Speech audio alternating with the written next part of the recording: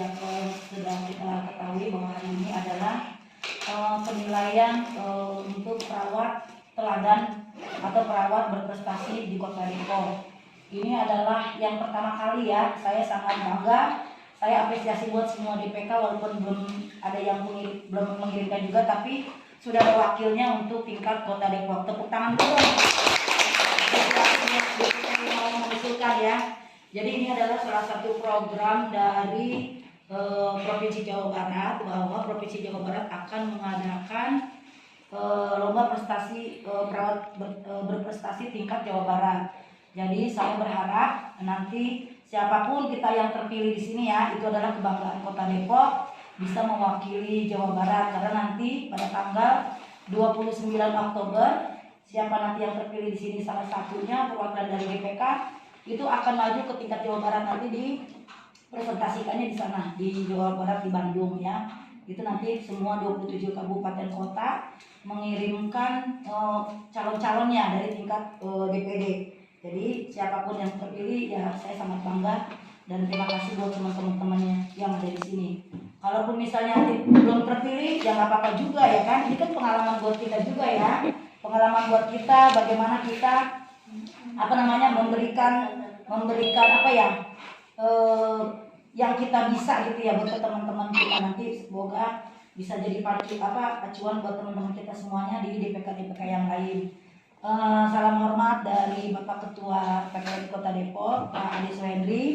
Beliau mohon izin, mohon maaf tidak bisa hadir di tengah-tengah kita semuanya karena ada acara keluarga pulang ke kampung ya, karena ada urusan, karena ibunya sakit. Kita doakan supaya ibunya Pak Ade bisa lekas sembuh ya, dengan kedatangannya Pak Ade ke sana ke Jawa sana ya. Jadi di sini ada tim penilai yang menemani kita semuanya. Di sini ada Ibu Anik Marioni. Ibu Anik ini berdinas di Rumah Sakit Kisah yang dulu disebutnya RSUD Depok, tapi sekarang sudah ganti nama. Jadi namanya Rumah Sakit Kisah. Ini Ibu Anik sebagai tim penilai nanti. Dan di sebelah saya juga ada Ibu Melisa. Ibu Melisa dari bidang diklat juga yang akan memberikan penilaian buat teman-teman semuanya. Jadi di sini teman-teman saya berharap ya teman-teman tetap semangat semua ya.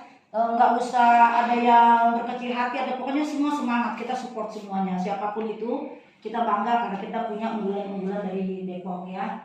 Jadi tetap semangat, tetap berjuang itu artinya apa ya, untuk contoh ke kita semuanya gitu ya, contoh di Kota Depok, karena ini juga baru pertama kali diadakan di Kota Depok. Kalau selama ini di Kota Depok itu adanya tingkat komunitas, artinya tingkat puskesmas. Pemilihan perawat teladannya tingkat puskesmas dari tahun ke tahun itu memang Depok itu selalu megang juaranya. Jadi untuk tahun 2021 Depok juaranya tingkat 1 perawatnya ya, tapi untuk komunitas 2022 ini juga ada juga Depok juara 1 tingkat provinsi Jawa Barat tapi tingkat komunitas. Nah sekarang karena di tingkat komunitas sudah ada unggulan-unggulannya, nah sekarang kita lagi mencari yang tingkat rumah sakit ya. Jadi semoga teman-teman bisa memberikan yang terbaik ya. Kami bangga, dan itu aja dari saya sebagai pembuka ya. Semuanya proses penilaian, proses segala kegiatan hari ini saya serahkan kepada tim penilai yang ada di sini. Mereka semua yang berhak untuk memberikan segala sesuatunya ya, penilaian-penilaian. Kalau kita hanya sebagai motivasi untuk memberikan yang terbaik di DPD Kota Depok. Itu aja. Terima kasih dari saya. Saya saya kembalikan ke Bu Ica ya, atau Bu Anik yang mau memberikan arahan. Bu Ica ya, silakan Bu Ica. Baik, terima kasih pada para anggota PPNI yang sudah hadir di acara penilaian perawat berprestasi tahun 2022. Ya ini yang pertama ya, untuk perawat rumah sakit, dan alhamdulillah kita sudah bisa berkumpul nih di rumah kita. Ini rumah dari teman-teman loh. Terima kasih. Nama saya adalah Mas Evi Diaminanti. Saya perwakilan dari Rumah Sakit Primaya Depok. Pada sore hari ini saya akan mempresentasikan yaitu efektivitas penerapan triase Emergency Safety Net atau ESI terhadap responden di IGD Rumah Sakit Primaya Depok. Apa itu IGD? IGD adalah unit pelayanan rumah sakit yang menyediakan penanganan awal bagi pasien yang datang atau lanjutan bagi pasien rujukan yang menderita sakit ataupun cedera yang dapat mengancam kelangsungan hidupnya. Apa itu emergency response time? Yaitu sebuah prinsip penanganan pasien dalam keadaan gawat darurat di ruang UGD yang dinilai dari saat pasien datang sampai pasien mendapatkan bantuan medis dari tim medis. Apa itu triase? Triase dari kata tir, yaitu memilih atau proses screening cepat terhadap pasien segera saat pasien tiba di rumah sakit. Triase sendiri ada beberapa menurut dari Kemenkes RI. Triase adalah memiliki kondisi pasien agar mendapatkan pelayanan yang sesuai dengan tingkat kegawat daruratan berdasarkan prioritas RW, breathing, sirkulasi, disability, dan exposure.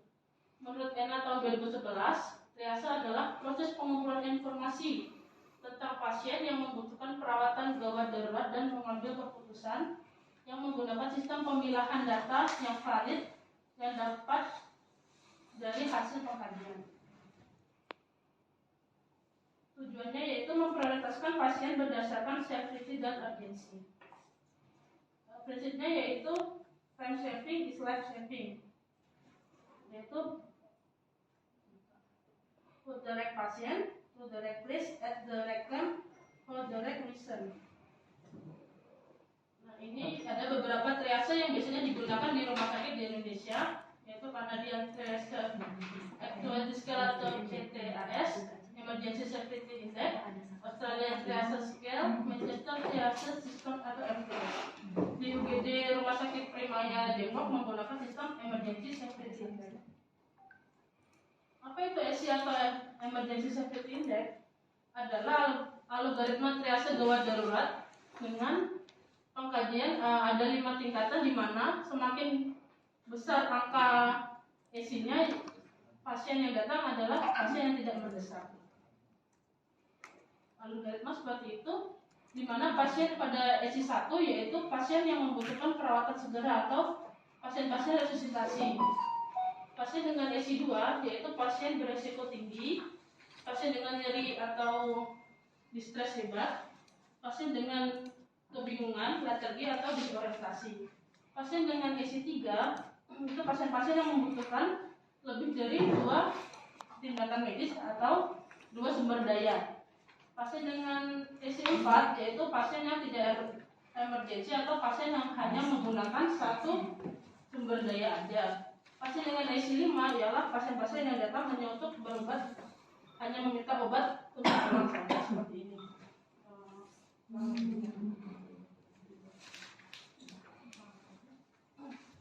Hasil pembahasan berdasarkan data laporan di UGD Rumah Sakit Primaya Depok pada periode 7 Oktober sampai 12 Oktober didapatkan sejumlah 44 pasien atau responden, di antaranya yaitu pada umur 5 tahun terdapat 7 orang, pada usia 6 sampai 10 tahun terdapat 4 orang, usia 11 sampai 15 tahun ada 2 orang, 16 sampai 20 tahun ada 3 orang, 21 sampai 25 ada 4 orang, usia 26 sampai 35 tahun ada 6 orang, 36 sampai 45 ada 8, 46 sampai 55 tahun ada 5 orang, dan di atas 56 tahun terdapat 5 orang.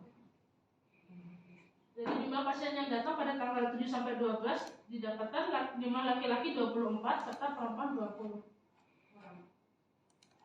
Kasus yang banyak terjadi di UGD Primaya Depok pada tanggal 7 sampai 12 Oktober didapatkan ialah penyakit dalam sebanyak 32 pasien, anak-anak terdapat 8 pasien, pasien ortopedi atau bedah tulang terdapat 2 orang, serta pasien jantung terdapat 2 orang. Di mana nilainya lebih cepat dari standar response time yang dilakukan oleh Depkes, yaitu kurang dari 5 menit, sehingga metode triase ini efektif digunakan di ruang instalasi gawat darurat Rumah Sakit Primaya Depok. Maka semakin tinggi prioritas kegawat daruratan, maka semakin cepat respon time yang didapatkan, sehingga mempercepat pelayanan dan mengurangi tingkat mortalitas atau kecacatan lebih lanjut. Untuk memberikan pelayanan yang efektif dan efisien dengan menggunakan metode triase ESI SC atau Emergency Safety Index. Terima kasih. Baik, terima kasih banyak Mas Evi. Silakan Bu, mungkin mau mengajukan pertanyaan atau klarifikasi. Ya, terima kasih. Assalamualaikum warahmatullahi wabarakatuh. Ya, terima kasih teman kita Mbak Evi dari Primaya ya sudah menyampaikan hal yang menarik karena ini termasuk apa ya, respon time itu termasuk di dalam indikator mutu. Muka wajahnya rumah sakit itu dilihat dari IGD dilihat dari kecepatan tanggap petugasnya. Kalau petugasnya lelet, atau sekarang masyarakat sudah apa ya, sudah bisa menilai lelet apa enggak gitu. Kalau lelet lama-lama ditinggalkan ini kita kan masing-masing berkompetisi. Sekarang terdiri berbagai macam rumah sakit, pasien boleh memilih gitu ya. Sangat bagus ini mungkin suatu inovasi yang tidak hanya mungkin harus dimiliki oleh Primaya, mungkin rumah sakit yang lain mungkin bisa mencontoh respon time ini. Tapi kan ininya standar dari kurang dari 5 menit, capaiannya sudah 5 menit per 1 detik. Ini sudah dipahami semua enggak? Apakah ini untuk perawat, untuk dokter, atau semua global, semua nakes sudah semua jadi konsensus bersama ya? Ya, itu saja ininya. Kesulitannya apa melakukan ini? Cuma ini aja, klarifikasi aja. Kesulitan untuk penggunaan severity index respon time. Kalau kita sih kesulitannya belum ya. malah kalau ke bagusnya atau kehebatannya yaitu kita tuh bisa melihat pas pasien datang itu kita bisa mengintervensi itu termasuk SC 1K, SC 2K, SC 3K, 4 atau 5K. Lebih cepat untuk meresponnya. Karena kalau cuma untuk melihat oh ternyata pasien ini resus, berarti kita daftar penggolongan itu adalah SC 1. Kalau pasien-pasien udah mulai dengan dia udah mulai bingung, pasien penurunan kesadaran, pasien-pasien jantung, nyeri hebat, itu sudah langsung masuk di kategori level 2. Itu sudah ada lagi. Oh ya, alhamdulillah ya. Jadi sangat membantu ya. Jadi apa sih pasien datang, apa sih yang perlu segera kita nilai? Jadi masing-masing sudah punya patokan. Itu aja sih. Terima kasih, sangat bagus untuk kita. Ini awal dari apa ya? Ya kirohnya ya. Ini hanya membuat semangat ini untuk diskusi selanjutnya mungkin jadi lebih menarik ini. Terima kasih Mbak Evi yang pemula untuk presentasi atau apa ini jadi pemicu kita bersama. Ya, itu aja. Assalamualaikum warahmatullahi wabarakatuh.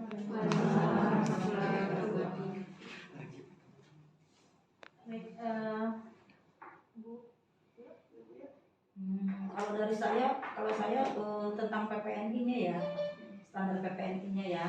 Jadi kalau kita kan PPNI sudah harus punya apa namanya tuh kewajiban yang pertama kita harus punya STR ya. Mbak Evi ada ya STR-nya ya, STR, SIPP ya. Nanti Mas Evi bisa selanjutnya untuk saya mikir nih, saya sudah 4 tahun ya jadi perawat ya. Assalamualaikum warahmatullahi wabarakatuh. Nama saya Muhammad Sadin, saya mewakili dari Rumah Sakit Bunda Margonda. Hari ini saya akan mempresentasikan inovasi para pakar. Di era JKN, pasien Rumah Sakit Bunda Margonda mengalami peningkatan yang sangat tajam. Itu tingginya angka waiting list di IGD Rumah Sakit Bunda bisa mencapai 9-10 pasien per hari. Dengan rata-rata kunjungan pasien ke IGD Rumah Sakit Bunda itu mencapai 45 pasien. Proses administrasi pemulangan pasien khususnya asuransi membutuhkan waktu yang lumayan lama. sehingga proses naiknya pasien waiting list ke rawat inap terhambat atau delay. Untuk dari data di Rumah Sakit Bunda, untuk bornya ini mengalami peningkatan dari bulan Juli, Agustus sampai dengan September. Dari bulan Juli ini itu 66, dari bulan Agustus itu 72, dan bulan September itu di 74. Apa itu lara papat? Lara papat adalah pelayanan ramah, cepat, dan tepat. Ini merupakan salah satu upaya untuk mempercepat pelayanan terhadap pasien di Rumah Sakit Bunda Margonda. Yang pertama itu ramah. Perawat harus mampu memfasilitasi pasien dengan ramah saat melakukan prosedur pemulangan pasien, sehingga pasien tidak merasa diburu-buru pulang atau merasa terusir.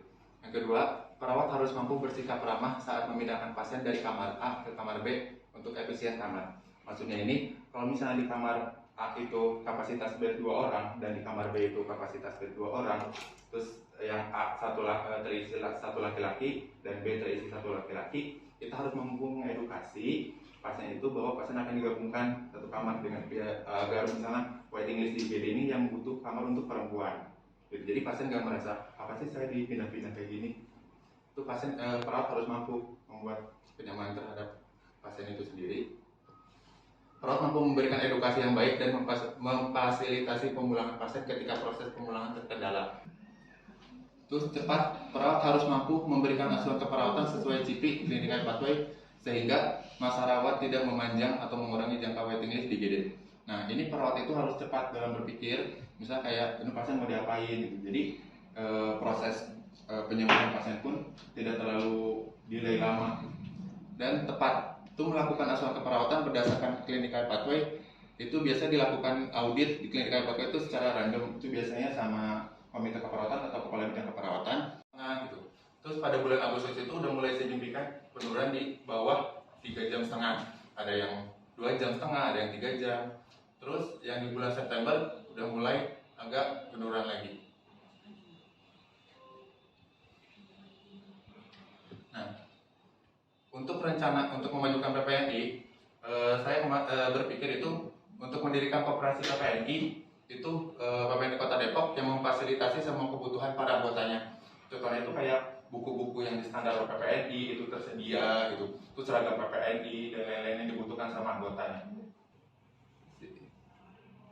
Sekian dari saya.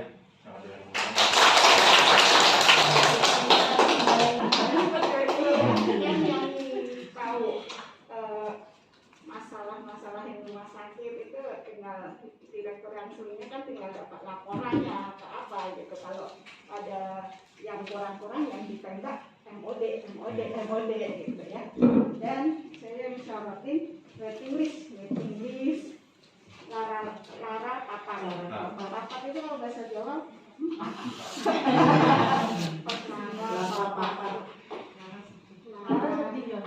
iya loro dari lara jadi sembuh jadi sehat tadinya. Terus waiting list, kemudian bagaimana pasien tidak merasa terusir, katanya ini udah jadi masalah bersama ya kira-kira ya, karena kita ada BPJS nggak? Iya, BPJS. Karena BPJS ditenggak lakuin, kemudian pasien juga sementara pasien mau masuk ada yang masih tertahan gitu ya. Apakah semua perawat yang di rumah sakit Bunda Margonda sudah memahami atau diberikan pembekalan khusus tentang lara papat ini gitu? Atau hanya ilmu-ilmu ini yang menguasai adalah MOD, ruangan, Atin gitu. Kemudian teman-teman perawat yang pelaksana tidak diberikan kewenangan atau semua harus paham bagaimana menyikapi ini gitu, lara papat ini. Jadi sosialisasikan maksudnya ke teman-teman. Untuk sejauh ini sih sudah disosialisasikan dan setiap ruangan itu sudah mengerti dan paham. Memang kalau misalnya memang ada kendala itu pasti memang lapornya kayak mau dulu dalam misalnya proses pemulangan. Berarti lara papat sudah jadi bagian umum dari semua perawat atau semua sivitas hospitaliah di rumah sakit Bunda. Semua. semua, dari admin, dari apa semua sudah tahu tentang apa. Ya itu aja, penekanannya di komunikasi efektif, itu aja. Ya kita kadang salah kata dikit atau apa jadi bumerang gitu ya. Itu aja sih untuk lebih ini ke teman-teman perawat gitu aja.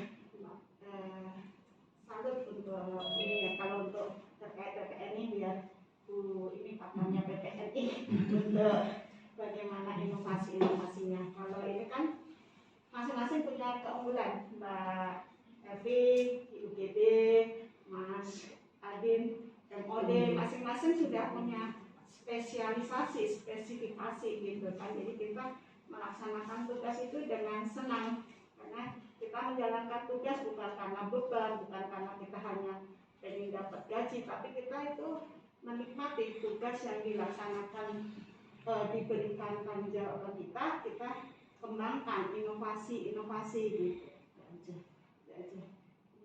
Assalamualaikum warahmatullahi wabarakatuh. Terima kasih banyak Bu Andi. Dari Bu Dio silakan. Ya, kalau dari saya tentunya tentang PPNI ya. Mas Adi udah berapa lama jadi perawat? 4 tahun mau ke 5 tahun. Oh, sama ya sama Mbak Evi ya. Terus ikut dalam kepengurusan nggak di DPK PPNI Rumah Sakit Bunda Margonda? Nggak ikut kepengurusan ya. Tadi Mas Adin tuh punya mimpi kita PPNI Depok harus bisa punya ada koperasi ya. Itu memang sangat bagus, memang itu udah ada wacana buat kita juga. Kita memang rencana mau bikin seperti itu untuk kayak pengadaan buku-buku ya tentang SDKI segala macam itu ya. Itu bagus, itu nilai poin buat saya. Kemudian itu tadi ada rencana buat geriatri ya untuk PPNI ya. Kalau di Rumah Sakit Bunda Margonda ada nggak ikut kegiatan seperti itu geriatrinya? Mas Adi ikut nggak di situ? Belum ya. Jadi nanti besok-besok kalau memang udah punya mimpi kayak gitu ya, tolong diadain. Terus saya pengen minta foto-fotonya, foto-foto lagi senam, lagi apa gitu ya, geriatriknya ya. Jadi itu nilai poin juga ya buat kita. Tapi kalau tadi yang standarnya tadi yang saya bilang ya, untuk kewajiban perawat itu harus punya SIP, STR, semuanya itu sudah lengkap semua ya. Nah paling itu mimpinya kalau bisa Mas Adi nanti bisa jadi calon pengurus juga di sini nanti ya, biar bantu-bantu kita buat memikirkan koperasinya supaya jalan maju ya. Ada Depok ya, ada buku-buku dan baju batik PPNI banyak yang nyari nih soalnya banyak yang tahu kan. Ya itu aja dari saya, bagus semuanya presentasinya. Artinya memberikan bagaimana pelayanan terbaik buat masyarakat ya, tidak lama menunggu ya, dan juga tidak merasa untuk diusir ya. Jadi artinya dengan kata Bu Anik tadi, harus komunikasi efektifnya itu yang memang yang kunci dari semuanya, supaya tidak ada ketersinggungan, tidak ada miss ya antara rumah sakit dan masyarakat. Jadi semua masyarakat tetap terlayani dengan baik. Jadi terima kasih dari saya kembalikan ke Bu Ica. Terima kasih banyak Bu Andi dan Bu Dio. Kalau dari saya nanyanya ini aja. Kan tadi saya ngeliat ada pengambilan data ya. Nah, pengambilan datanya dipakai apa? Ini yang berat, tingkat kepuasan pasien. Itu biasa pakai kuesioner. Kuesioner dari rawat inap Dari- atau hanya Biasa sih dari rawat inap. dari rawat inap. Nah, berarti Mas Adin ngambilnya dari ini rata-rata pasien rawat inap ya? Pesan rawat inap. Ini tingkat kepuasan pasiennya terhadap pelayanan atau pelayanan perawat atau pelayanan rumah sakit secara keseluruhan? Ini secara keseluruhan. Ada nggak tingkat kepuasan pasien terhadap perawat? Di kuesionernya sih ada, cuman nggak dibagi per spesifik. Oh iya. Baiknya sebetulnya karena kita perawat ya, nah, mungkin nanti kalau misalkan ada presentasi lagi itu bisa tuh dimasukkan. Maksudnya kita harus menganggap kita ini unggulan gitu. Di semua rumah sakit itu kita yang paling banyak loh nakesnya. Nah, jadi kita harus menonjolkan nih. Ini loh kepuasan pasien. Dari sambutan.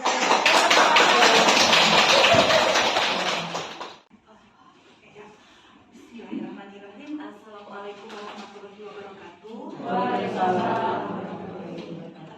Selamat sore Bapak Ibu sekalian, teman-teman sejawat ya saya panggilnya. Sore ini saya pertama-tama mengucapkan terima kasih sebesar-besarnya kepada DPD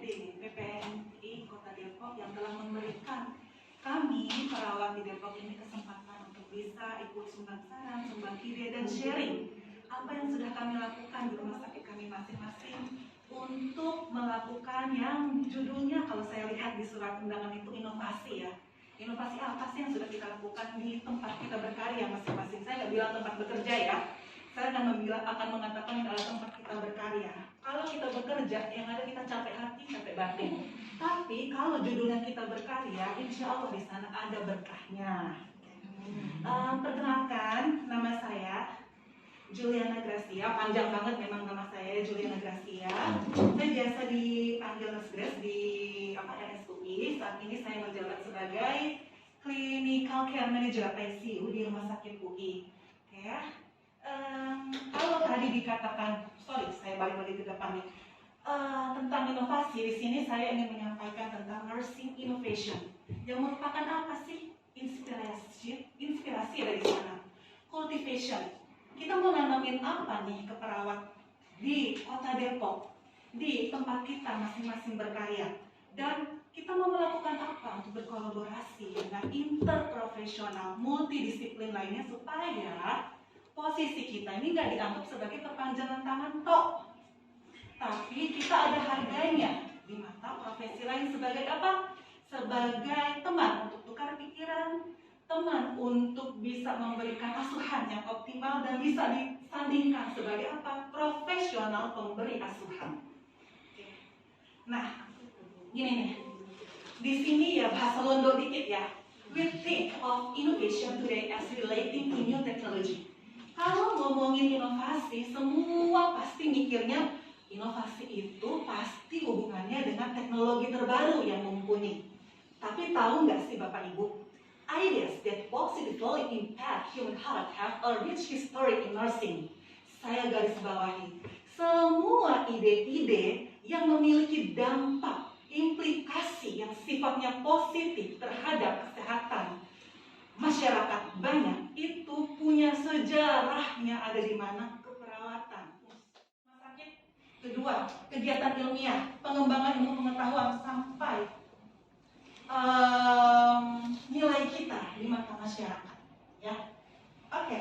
Saya pergi ke bagian pertama, kegiatan ilmiah. Ya, karena ini saya harus merepresentasikan apa yang sudah saya lakukan di Rumah Sakit UI yang baru aja berjalan. Baru kalau ibaratnya ya di usia tumbuh kembang anak kita baru mau masuk 4 tahun, masih balita ya, masih toddler kalau bahasa Inggris kita yang sebentar lagi jadi spesialis perawatan anak ya, masya Allah. Ya. Nah, dengan seusia toddler ini saya menyampaikan ke Bapak Ibu bahwa background kami di Rumah Sakit UI, majority nurses di sana adalah apa?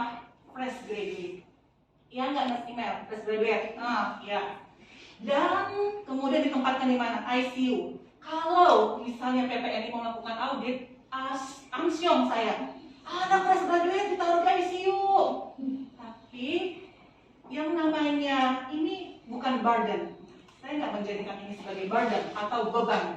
Tapi gimana kita mengolah yang namanya beban ini sebagai suatu tantangan? Lu mau olah nggak ini supaya nanti mendatangkan profit, mendatangkan keberkahan juga buat keperawatan itu sendiri.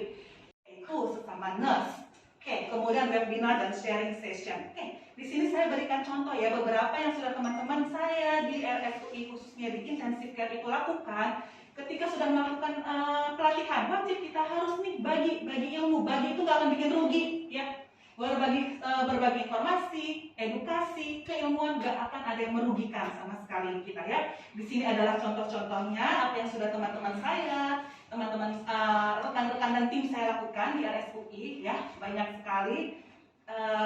Kemudian, nah di sini kalau mau bicara seminar dan sharing session, sebenarnya saya cuma bisa masya Allah diberikan kesempatan untuk bisa ada di RSUI, yang mana kita yang masih balita ini digenjot ya untuk membuat seminar sendiri ya, yang waktu kita lagi zaman pandemi ini. Semua kita di setiap unit itu dipaksa, perawat inap lu mau ngapain? Kasih dong ide supaya bisa di-sharing nih ke teman-teman seluruh perawat di Indonesia. ICU mau ngapain? IGD mau ngapain? Nah, inilah hasilnya. Oke. Kemudian, nah seperti ini juga ya, gimana kita bisa ngomong lesson learn, apa sih pembelajaran yang bisa kita ambil dari pandemi ini? Pandemi membawa berkah ini untuk asuhan keperawatan kita khususnya di critical care adult ya. Nah, kemudian gimana kita bisa melebarkan sayap ya? Melebarkan sayap, kita nggak cuma main di Depok ternyata Mas. Kalau memang kita punya skillnya, kita punya kompetensinya, insya Allah orang yang akan cari kita kok ya. Jadi itu yang saya tekankan ke teman-teman semua yang ada di RSUI khususnya di ICU. Intinya kita harus punya bekal dulu gimana kita bisa bersanding dengan spesialis BPJS spesialis kalau kita sendiri nggak punya bekal. Untuk apa? Untuk bisa adu ilmu kita berdasarkan keilmuannya masing-masing. Dia ngomongin medis, saya ngomongin keperawatannya. Oke. Nah, ini adalah bagaimana kami di RSUI ya. Saya menciptakan suatu regular sesuatu yang sifatnya berkesinambungan. Untuk apa? Case report. Jadi teman-teman ketika udah ketemu nih ronde pagi, ini kasus sulit, kalian mau ngapain di kasus sulit ini? Apa yang bisa diambil pembelajaran? Enggak, setiap bulan wajib untuk setiap PM. Oke.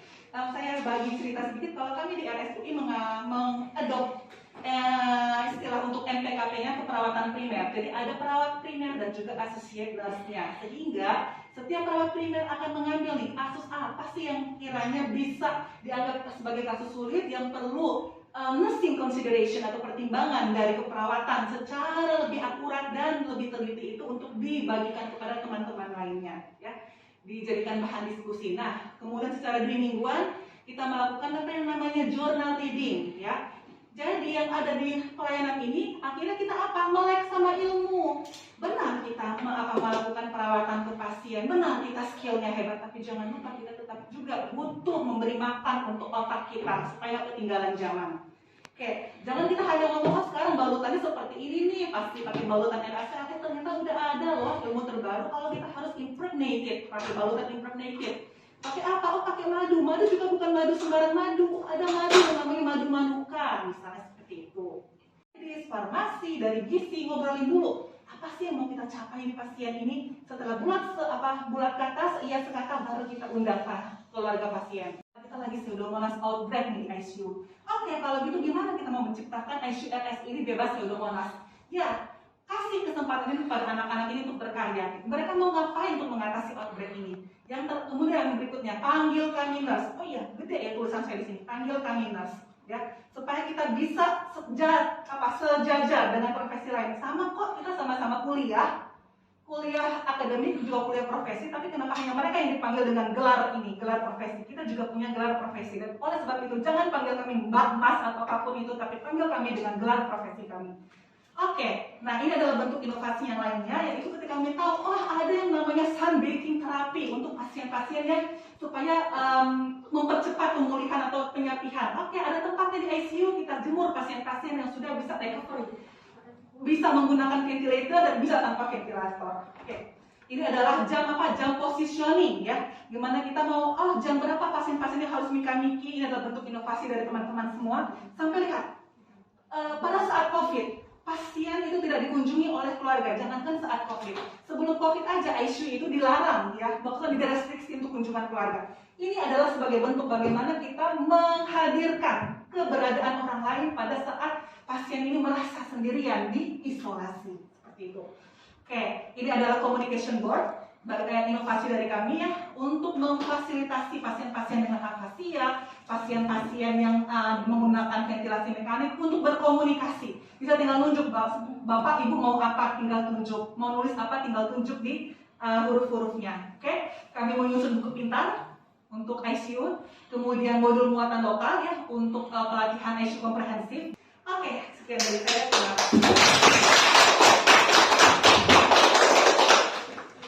Assalamualaikum warahmatullahi wabarakatuh. Berat mau tadi berat.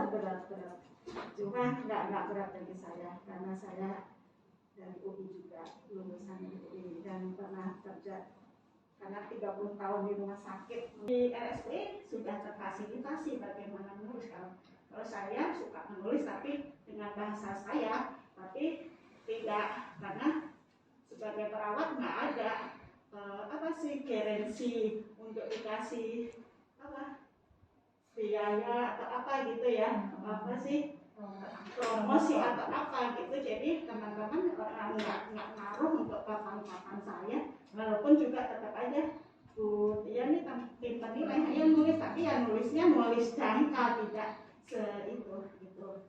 Kemudian saya sangat salut yang dikembangkan di inovasi itu adalah area-area keperawatan ya, tidak miliknya profesi lain. Bahwa kita perawat itu caring, bukan curing ya. Kita merawat, kita jasanya apa sih? Jasanya kan KDM, kebutuhan dasar manusia. Nah, yang diangkat itu. Jadi kita jangan bangga pintar ya, harus pintar infus, tapi itu kan kita melakukan infus adalah tugas mandat. Kita coba pasien kita sudah mandi belum atau apa, itu ditekankan. Sekarang banyak teman-teman barat merasa gengsi untuk tugas KDM gitu. Ya, jadi itu ya. Jadi ya bagus. Tadi saya ingin itu perawat-perawat itu aktif dalam segala hal, terutama di dalam organisasi profesi kita yang kita cinta itu PPNI ya. Jadi apa yang kita bisa inovasi itu di PPNI itu memang itu sangat diharapkan buat teman-teman semuanya ya. Jadi saya tadi tertarik dari pemaparan dari Nurse Grace itu yang tentang pasien COVID itu perlu pendampingan tapi tidak boleh ada yang hadir di situ. Tadi saya lihat dengan sarung tangan di isi air, berarti kan artinya ada yang menggenggam gitu ya. Itu saya sangat tertarik karena oh iya ya benar ya.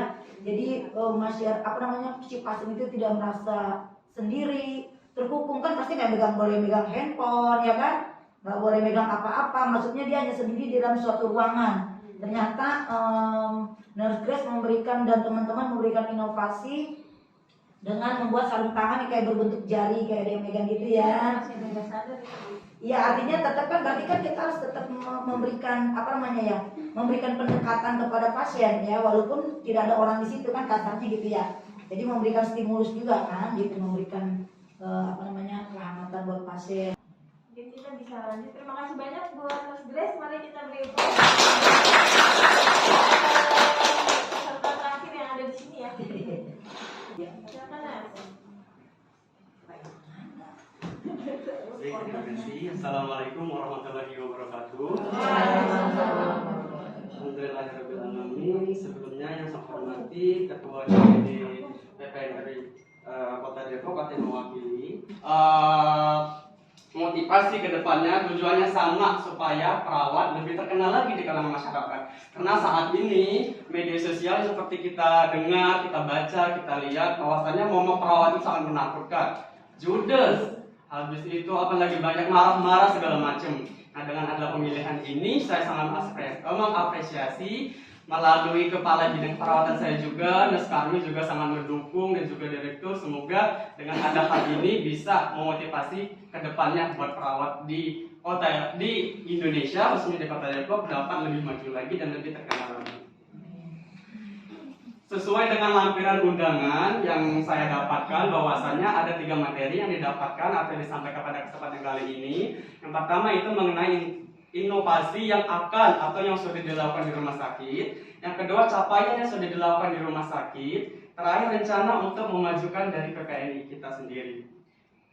Jadi kedepannya Bu, kami sudah berkonsultasi melalui direktur juga. Kami bakal menciptakan sebuah aplikasi yang judulnya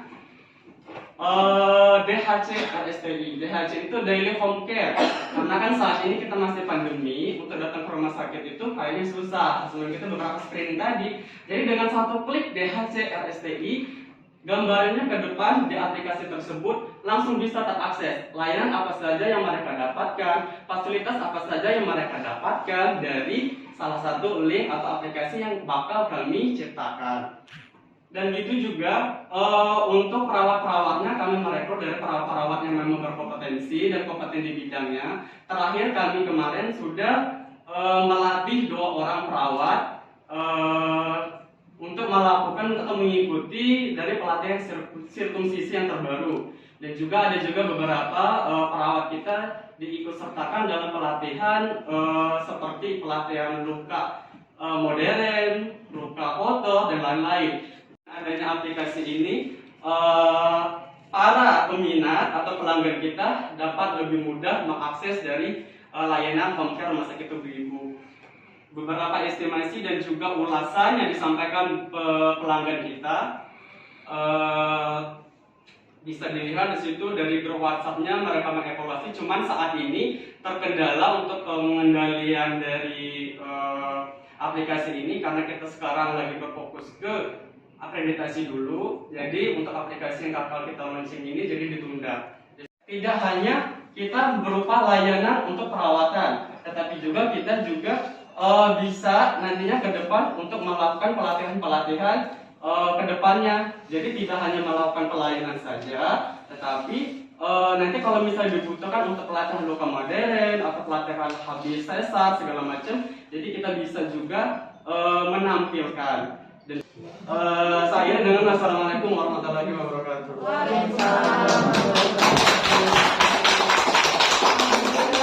kasih banyak Mas Doni. Boleh ditampilin juga. Nggak apa-apa. Yang tadi slide yang terakhir. Baik Mas Doni, terima kasih untuk paparan inovasi dan apa yang sudah dilakukan ya selama ini ya. Mungkin selanjutnya silakan Oh iya, kita sudah dari tadi Nusmila. Silakan Nusmila untuk masukan dan komentar. Terima kasih. Assalamualaikum warahmatullahi wabarakatuh. Tadi saya udah bergabung juga Bu Isa di Zoom. Oh, dia menilai loh. Jadi luar biasa teman-teman yang presentasi hari ini. Semuanya hebat, semuanya bagus-bagus dan itu merupakan aktualisasi diri kita ya, maksudnya sebagai perawat untuk menunjukkan bahwa kita itu bisa. Jadi untuk Mas Doni, ini temanya memang menarik ya, karena memang sesuai dengan apa yang di DPW sendiri juga sedang menggaungkan ini gitu Wah, ya. iya, komentar perawat. Iya, Bang. Dan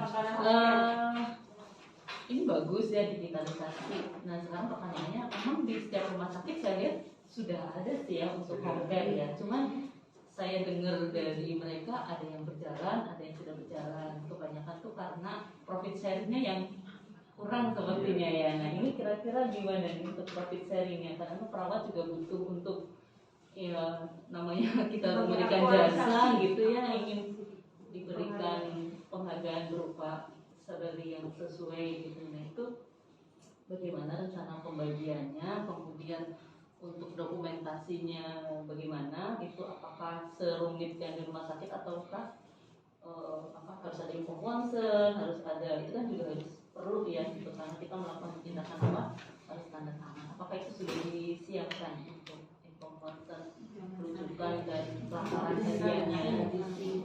Kemudian pertanyaan yang ketiga, ini kan biasanya ada sip-sipan ya untuk misalkan menjaga pasien yang total care gitu kan, sip-sipan. Nah bagaimana tim ini menghadapi ada konsumen yang tidak cocok dengan salah satu perawat sipnya gitu, apakah ada teknik untuk mengatasi masalah itu?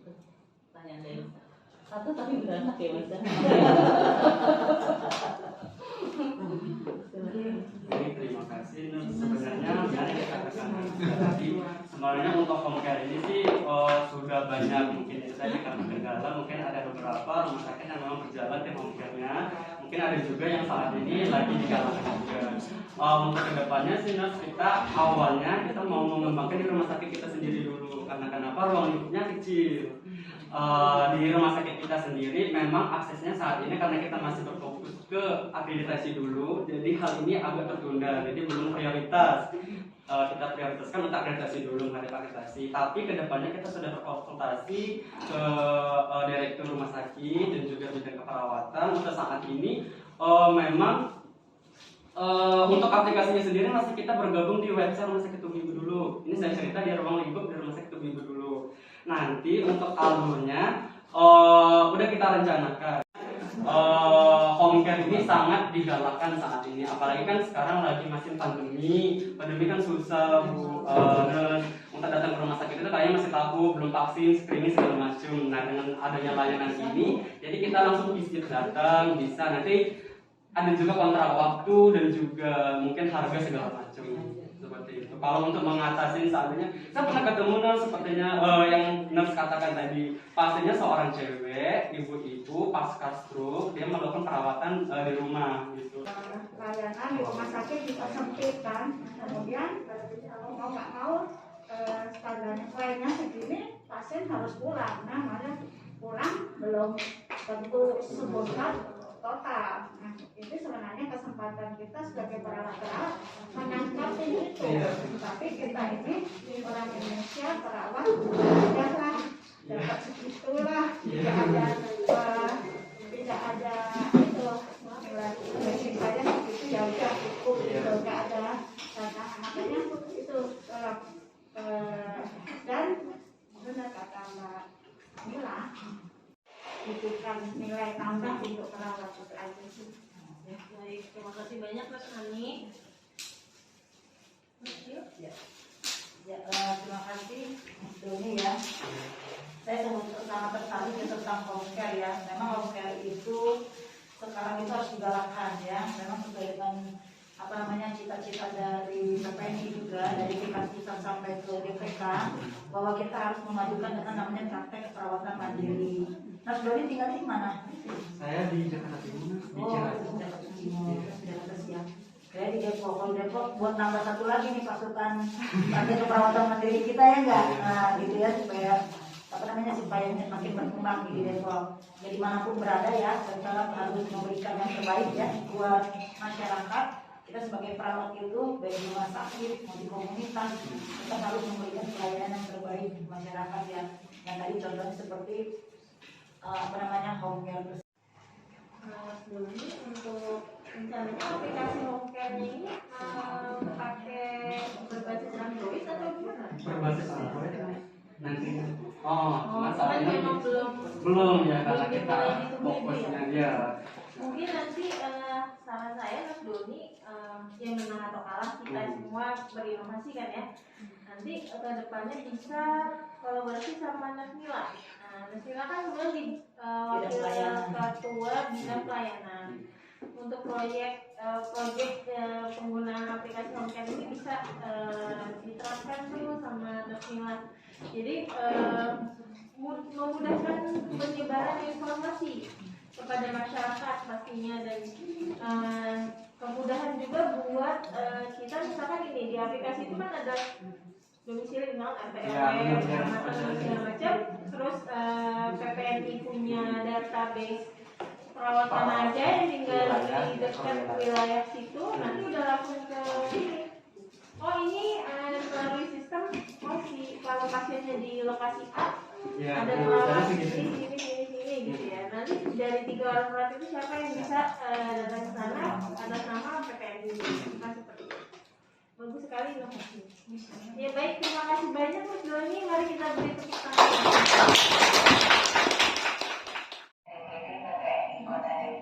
Yang telah memberikan kesempatan kepada saya untuk memaparkan inovasi terkait pemilihan perawat berprestasi tahun 2022. Nama saya Eni Susilawati ARK. Saya bertugas di RSUD Tisa di ruang ICU sebagai perawat pelaksana. Judul presentasi inovasi yang akan saya sampaikan pada siang hari ini adalah kendali mutu dan kendali biaya di ruang ICU RSUD Tisa. Kenapa saya mengambil judul tersebut?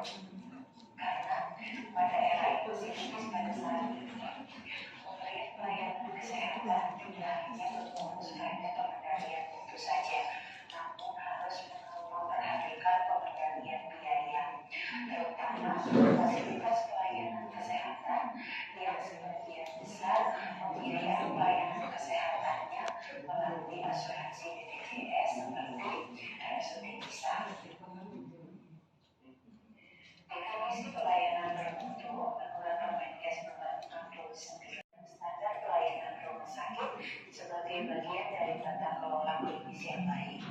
Menurut Kemenkes Mendag Direktur tahun 2016, yaitu upaya kesehatan bermutu merupakan upaya yang memberikan rasa puas sebagai pernyataan subjektif pelanggan dan menghasilkan outcome sebagai bukti objektif dari mutu layanan yang diterima oleh pelanggan. Menurut WHO sendiri, mutu merupakan bentuk pelayanan aman, efektif, terusan untuk masyarakat, tepat waktu, efisien, adil, dan terintegrasi. Sedangkan ruangan ICU sendiri adalah ruangan yang disediakan oleh rumah sakit untuk merawat pasien dengan kondisi yang membutuhkan pengawasan ketat, dilengkapi dengan peralatan medis khusus yang digunakan untuk menunjang proses pengobatan dan pemulihan pasien. Oleh sebab itu, ruangan ICU berbeda dengan ruangan lainnya, di mana pasien-pasien yang dirawat di ruang ICU tidak hanya didasarkan pada alam merawat pasiennya, tetapi juga kompleksitas dari diagnosis pasien itu sendiri, serta teknologi dan peralatan dari mutu dan dari biaya yang sudah kami atau perawat ICU melakukan tidak sudah bisa, yaitu dengan berkoordinasi dengan BPJP terkait pengefektifan biaya perawatan, seperti misalnya pada pemberian obat-obatan, terutama golongan antibiotik. Kami sebagai perawat telah berkoordinasi dengan BPJP apabila ingin memberikan antibiotik. Kami sarankan menggunakan formulario yang ada di RSUD Bisa, atau kami akan merekomendasikan atau menyarankan kepada BPJP untuk dilakukan pemeriksaan kultur tersebut, kultur terlebih dahulu kepada pasien tersebut, sehingga pemberian antibiotik diharapkan efektif dan efisien pada pasien sesuai dengan hasil kultur yang didapat. Nah, hasil kultur ini bisa dikerjakan pada saat pertama kali pasien masuk ke ruang ICU. Selain koordinasi dengan BPJP terkait pemberian antibiotik, masih dengan divisi. Selain itu, koordinasi terkait estimasi biaya juga harus kami lakukan berdasarkan pada diagnosis pasien dan intervensi yang akan dilakukan atau kemungkinan akan dilakukan terhadap pasien kami. Efisiensi dan jenis selama itu sudah kami lakukan di ICU yang sudah bisa. Salah satunya yaitu dengan apabila kami melakukan pemeriksaan yang tidak rentan langsung dengan cairan tubuh memiliki infeksi sebelumnya, maka kami tidak mengharapkan ada infeksi tambahan yang terjadi pada pasien, sehingga kami meningkatkan dari keselamatan pasien. Bagi dalam kompetensi profesi,